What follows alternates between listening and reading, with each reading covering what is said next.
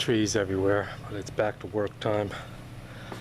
Painting up a few things. I had ants, wood ants.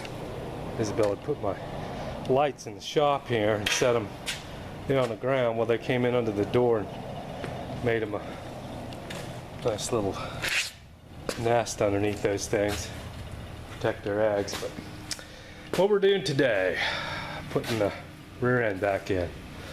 I put the 355 gear in it and got it all set up. It was a used set, so it's kind of a, you know, you could say it's a touch and go thing, but it's set up pretty nice. All the specs checked right, all the new bearings, preloads, all that stuff. I mean, my yoke shafts were just a little. This side was perfect, but this was the passenger side. The yoke shaft had about 2 thousandths more play in it than I usually like, but I ain't gonna buy a new one. I'm so used to pulling these things out. If later on in the future I can replace it. That's just me. I enjoy doing this stuff.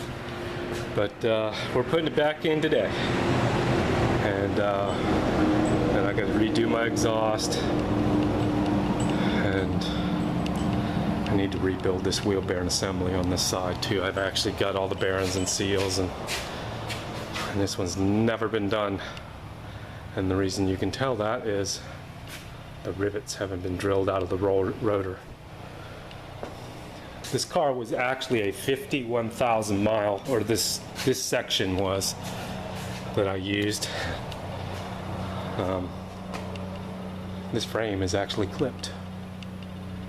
The car that I got, that I used the back section out of, was literally, the frame was folded up into the windshield. I had a little crack and I reused the back half of the frame. And if you look closely, yeah, it's not going to focus in for me.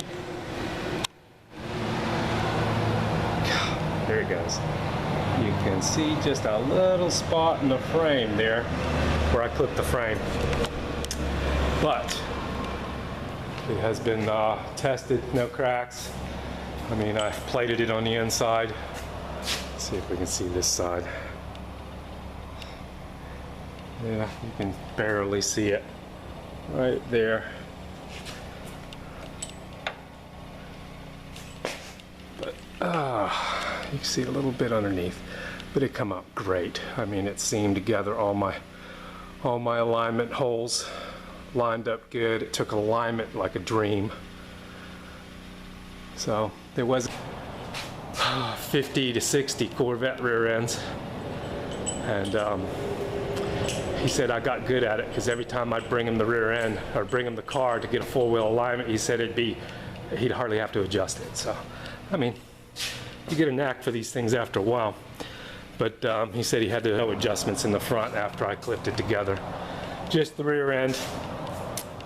So it rode nice, except for my tires. I mean, these tires here, they flat spotted over the years. I don't know, they're old tires. They're not dry rotted because they've been inside their whole life, but let me see, I don't think I can even see it myself. Okay, it's 448.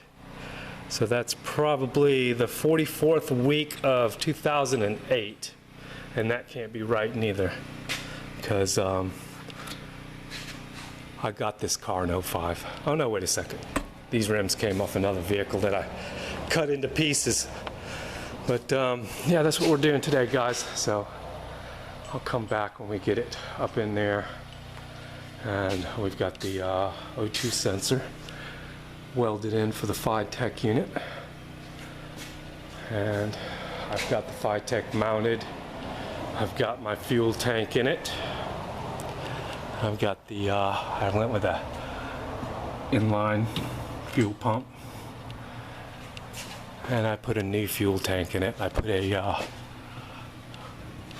bulkhead fitting for my return, and I made my return come up into the fuel so it won't foam up or, you know, cause a lot of bubbling and stuff in the tank.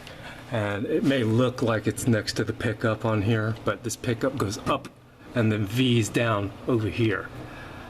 So, I mean, it goes up and then comes back down for the sock. It's kind of like right in this area or right in this area, somewhere like that. So it's not close enough to this where it's going to cause an air pickup for the pump. So I think we're good there, but we will find out. All right, guys.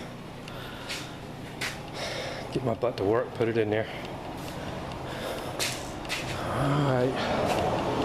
I'll take care.